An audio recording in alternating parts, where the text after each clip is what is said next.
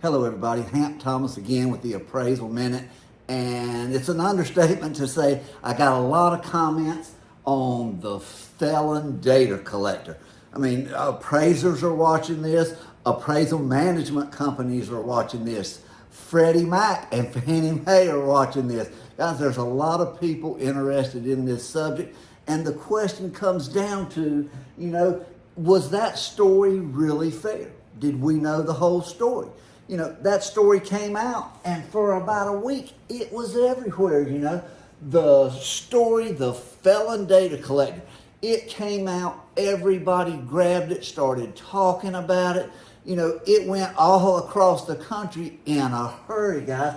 And the question is, was that story totally accurate? Was there really more to the story? Is what happened to class valuation really a fair example of what their company went through?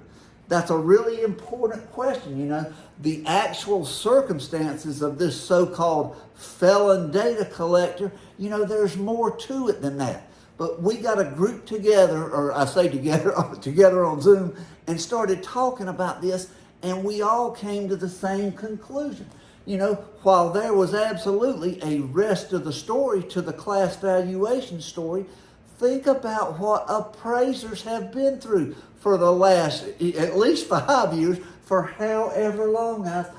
The appraisers have been through appraisal bias, appraisal delays, the appraisal quality crisis, or one of at least a dozen other crisis situations that appraisers have been accused of, sold through the press, and all the things.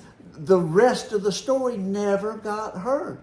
Like a lot of these bias claims, I have a big problem with the bias issue. Sure, there's a few people that are probably biased in this industry. So are there in the lending industry, which has more complaints than the appraisal industry.